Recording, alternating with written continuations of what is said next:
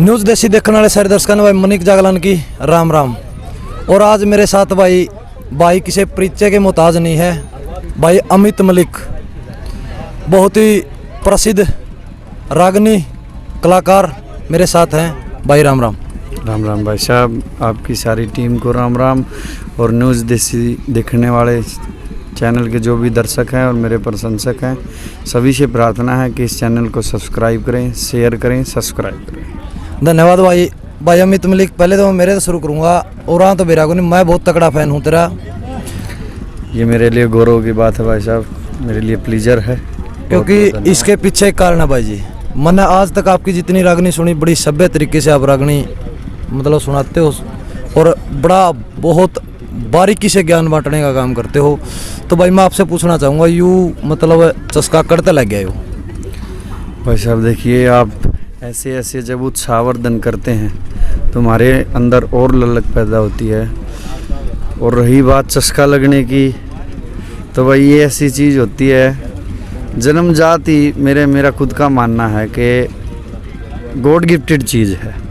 जिसको ललक लगती है, तो मुझे तो ये भाई बचपन से ही लगी थी। 6 क्लास में था मैं जब राजकिशन जी की रागनियाँ सुनता था, उसमें गढ़वे की आवाज़ आती थी, उसके मुंह से गुनगुनाता था, वही जाके फिर आज।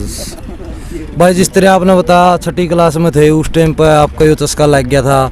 तो ईसा सूत भी बैठा न्यू घर के नाट दो और आप न्यू लुक माँ कर क्या था यार, पाछे तो कोई लो दो प्रोग्राम हुआ उसमें आप गए हो? बिल्कुल मना करते थे, मेरे पिताजी मना करते थे, क्योंकि उनको डर था। वो जो कलाकारों को देखते थे वो तकरीबन वो या तो नशे में अपनी ज़िंदगी ख़राब कर लेते थे या फिर और दूसरे कारण होते थे। तो ज़्यादातर तो नशे का कारण था। तो मेरे पिताजी ने वो जब एक्सपायर हुए उससे थोड़े दिन पहले जब मेरे को स्वीकृति दी, तो मैं स्कूल में 58 टीमों में मैं फर्स्ट आया था ब्लॉक स्तर पे। तब मेरे पिताजी ने मेरे को खुली छूट दी थी और मेरे से वादा लिया था कि मैं आपको 2 शर्त पे गाने की अनुमति दे सकता हूँ। एक तो गंदा नहीं गाना और दूसरी चीज़ है कि नशा नहीं करना। तो भाई शुरू में 1-2 बात अगर कहीं पे निकली हो तो मैं उसके लिए क्षमा चाहता हूँ। नहीं तो परमात्मा की दया से जो दूसरा वादा मेरे पिताजी ने लिया था नशे का, वो आज तक दरोकार कायम है परमात्मा की दया से, और आगे भी ऐसे ही रहेगा, सतगुरु की दया बनी रहे। तो भाई जिस तरह अमित आपने कहा भाई 2 चीज़ सबसे बड़ी है आज के दिन, एक तो गंदा गाना और नशा। बिल्कुल। आज के हमारे युवा साथियों की अगर हम इस कलाकार वाले सिस्टम से बाहर आके बात करें, सामाजिक रूप से अगर बात करें, तो नशा अपने युवाओं के अंदर काफ़ी मात्रा में फैल रहा है। उसके बारे में आप क्या संदेश देना चाहते हो हमारे युवाओं को? देखिए जागलान साहब, आज हम खेल प्रतियोगिता में आए हैं और हमारे आदरणीय फौजी साहब, इनके पिताजी ने और समस्त ग्रामवासियों ने यहाँ पे हमें बुलाया है। ये हमारे लिए गौरव का विषय है। और एक यही चीज़ है कि अगर नशे से बचा जा सकता है तो इंसान को खेल की तरफ आना पड़ेगा। खेल की तरफ आओगे, आपको अच्छे अच्छे शहीदों की जीवनियाँ, अच्छी अच्छी किताबें पढ़ना, स्वामी दयानंद से लेकर और आज के किसानों तक जो शहीद हुए, इसमें किसान भी आगे, जो भी देश के लिए अपना सर्वस्व न्यौछावर कर देते हैं। एक तो दूसरा रूप भाई फौजी साहब बैठे हैं बॉर्डर पे, रक्षा करते हैं। अभी मेरे को बता रहे थे किन किन परिस्थितियों में जीना पड़ता है। सामने नौजवान मर जाता है बेचारा और वहाँ तक हेलीकॉप्टर भी नहीं जा पाता। तो वो एक टेंगो चार्ली मूवी आपने देखी होगी, किस तरह से उस बच्चे को सामने मरते हुए देखा जाता। तो बड़ी पीड़ा है उस चीज़ की कि उस चीज़ को आदमी महसूस करे। तो हमारी ये चीज़ जो मोटिवेशनल वीडियो हैं या फिर मोटिवेशनल बात है, शहीदों की जीवनियाँ हैं। और जहाँ तक नशे की बात है, नशा तो भाई अगर इसको थोड़ा सा चेंज कर दें, नशे का फुल फॉर्म ही यही है। अगर उस आग के डंडे को बीच में लगा दें तो नशे का मतलब ही नाश होता है, तो विनाश हो जाएगा उस इंसान का। नशे से इंसान को बचना चाहिए। और भाई अमित मलिक, जिस तरह अभी अपने आपकी जो लाइन उस लाइन पे आ जा, पहले आप जिस तरह आज प्रोग्राम कर रहे हो, इस तरह के प्रोग्राम होते थे तो आस पड़ोस के गाँव मतलब काफ़ी मात्रा में लोग पहुँचा रहे थे देखने खातर, लेकिन आज वो चीज़ लुप्त होती जा रही है। उसके पीछे क्या कारण मानते हो? देखिए भाई, मेरा खुद का मानना है, अब अपने विचार होते हैं सभी के। थोड़ा सा टेक्निकल आदमी मोबाइल का सहारा लेने लग गया। जो कुछ भी चीज़ है हम आज जो बात कर रहे हैं, थोड़े टाइम बाद इसका रिजल्ट आ जाएगा, सारे परिणामों का पता चल जाएगा। इंसान की थोड़ी व्यस्त लाइफ भी होगी, काम भी बढ़ गए, ऐसी बात नहीं है।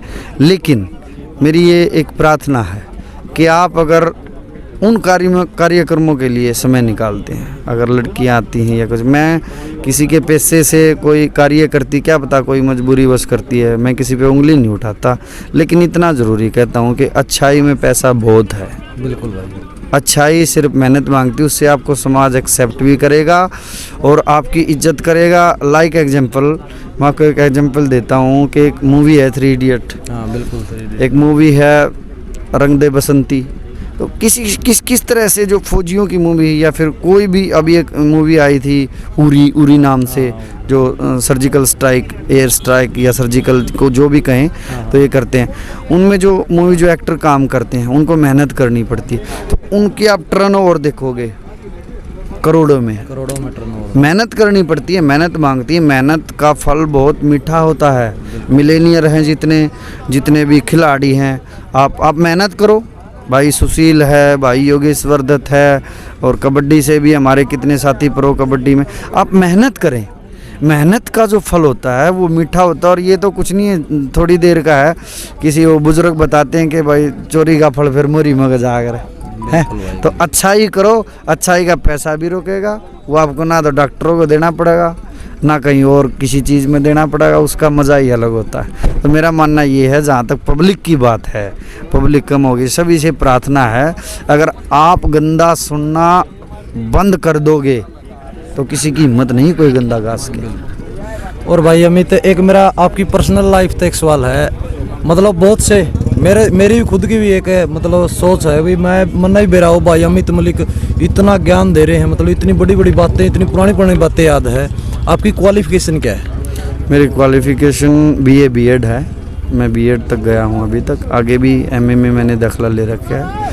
तो पढ़ाई भी साथ में चल रही है, और महान आदमियों के साथ रहना और उनके साथ समय व्यतीत करना। सदगुरु माता सुदीक्षा सविंदर हरदेव जी महाराज निरंकारी मिशन से मैं शुरू से ही जुड़ा हुआ हूँ। तो सदगुरु ने मेरे को अनेक व्यसनों से, हर एक चीज़ों से बचा के रखा आज तक, और यही दुआ है कि हमेशा ही बचा रहूँ। कदे ऐसा टाइम भी आ भाई अमित कि मतलब नू सोचा हो यार तू कोनी मतलब एक उस लेवल तक पहुँच पाता जिस लेवल पर आज आप हो, जिस लेवल पर आपका नाम है, कदे दिमाग में न्यू भी आ रहा कोनी पहुँच सकते उड़ तक? नहीं ऐसा है, सोचा है नहीं, मतलब कर तक जाना है? नहीं ऐसी बात नहीं। मेरा एम मेरे दिमाग में, मैं अभी वहाँ तक पहुँचा नहीं हूँ। लेकिन जहाँ तक ये बात है आने की, मेरे पिताजी गुजर गए थे, उसके बाद बहुत स्ट्रिक्ट हालत थी घर की, आर्थिक व्यवस्था भी ख़राब थी, और सब मतलब एक प्रकार से ये कहते हैं कि वह रोड पे आने की बात। तो उसके बाद थोड़ा बहुत महसूस हुआ, लेकिन उसके बाद फिर वही बात, वो किसान वाली में भाई इतनी हिम्मत फिर ज़मींदार में है कि वो जब ये देखा कि भाई 1 साल हमारा और धान थे, उस टाइम एक बीमारी चली थी सर्रा नाम की, कुछ इस तरह की बीमारी थी शायद वो। तो उसमें धान जो थे बीच में काले से पड़ के और ख़त्म हो गए थे बिल्कुल। मेरे पिताजी जिया करते जब, तो वहाँ से मुझे बड़ा मोटिवेशनल महसूस हुआ। हमारे बस 1.5 बोरी धान चावल निकले थे। अच्छा। तो मेरे पिताजी, हालत मुझे पता था परिवार की, मैं उस टाइम शायद 10th क्लास में था, हालत मेरे को पता था परिवार की क्या चल रही है। तो उसमें जब 1.5 बोरी हुआ तो मैं मेरे पिताजी की तरफ एक रोनी नज़र से देखने लगा। तो मेरे पिताजी ने मेरे पास आके सबसे पहले ये कही कि साइड में देखो, सब के ही ऐसे हैं, ठीक है, तो इसी ने देना है, ये मेरे को सब कुछ इसी ने देना। बस सबसे बड़ी सक्सेस का सबसे बड़ा मंत्र मेहनत है मेरी नज़र में। मेहनत से बड़ा कोई मंत्र नहीं, और अगर तरीके से आप जाते हो तो उसका आपको खामियाजा भुगतना पड़ता है। भाई आपने याद दुआया, किसान परिवार से आप हो। सबसे बड़ा मुद्दा आज करीबन 106 से 7 दिन किसानों को आंदोलन में बैठे होगे, लेकिन आज भी सरकार की तरफ से उनकी कोई सुनवाई नहीं। उसके बारे में आपका विचार, आपका पक्ष जानना चाहता हूँ। पक्ष तो सार्वभौमिक है भाई, दुनिया कह रही है, बार बार किसान को कोई आतंकवादी कह देता है, कोई मीडिया के माध्यम से कह देता है, कोई कुछ। अब तो ये राजनीति हो रही है इस पे बस, नहीं तो सबको पता, सरकार को भी पता, आज जो पावर में वो ये तो देखे पावर किसने दी है। मैं भी किसी पार्टी से संबंधित हूँ, मैं 1 मिनट में रिजाइन दे देता हूँ, और मैं ज़्यादा बात खोलना नहीं चाहता, वो पता भी है मैंने क्या रिजाइन कर रखा है। तो रही बात पक्ष की, तो इसमें कोई दूसरा पक्ष तो है ही नहीं। ये तो एक सारा यूनिवर्सल ट्रूथ होता है कि कोई आंदोलन कर रहा है तो उसको दबाया जा रहा है, जब बार बार उस पर आरोप लग रहे हैं, ये है वो है। तो जिन आदमियों ने बनाया है, ये सरकार भी उसी दिशा में जा रही, मेरा खुद का विचार है। आने वाले समय में रियल में इनको खामियाजा भुगतना पड़ेगा। और इसका जीता जागता उदाहरण बड़ौदा विधानसभा में आपने देखा, बिल्कुल 10,000 कितनी वोटों से। और नहीं तो मैं बिल्कुल गौरव से कहता हूँ, हमारे देश का गौरव रहा है भाई योगेश्वर पहलवान। बहुत अच्छा इंसान है, मैं उसके नज़दीक रहा हूँ। बिल्कुल इतना अच्छा इंसान शायद ही कहीं पे हो। बहुत बहुत बहुत बेहतर इंसान है।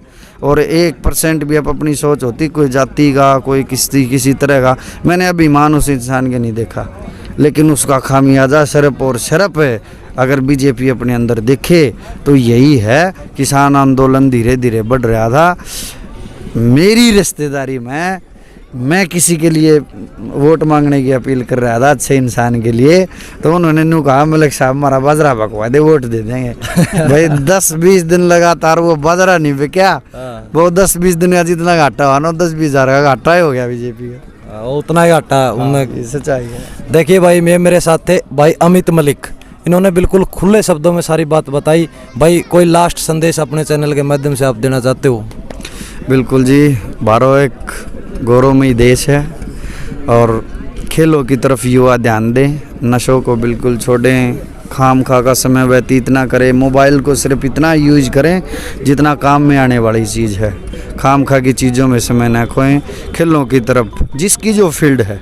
मेरा खुद का मानना है, चाहे कोई मोटर से मारता हो, चाहे कोई गोलगप्पे ही रेडी लाता हो, चांदनी चौक में आप जाके देखोगे लोग मिलेनियर करोड़पति हुए बैठे हैं। बिल्कुल। क्यों? अपना काम करा है उन्होंने। काम से लगाव रखो, छोटे बड़े की कदर करो, इज्जत करो, छोटे से प्यार करो और निंदा नफरत एक दूसरे से ईर्ष्या की भावना को छोड़ के सिर्फ अपने काम की तरफ ध्यान दो, दूसरा बढ़ता है। कहने का मतलब है जो काम करो उसने अपना 100% दो भाई। और मेरे साथ अमित मलिक भाई, बहुत बहुत धन्यवाद भाई साहब। एक मैसेज और देना चाहूँगा, छोटा सा, कहीं पे देखा भी है भाई, हम किसी को अगर दबाते हैं तो हमें झुकना पड़ता है, ठीक है, झुकना पड़ता है उसको भी दबाने के लिए कंधा। और अगर हम उसको उठाते चले जाएं तो वो भी उठ जाए और अपना आपा भी उठ जाए, वो पूरी ज़िंदगी एहसान मान लेगा।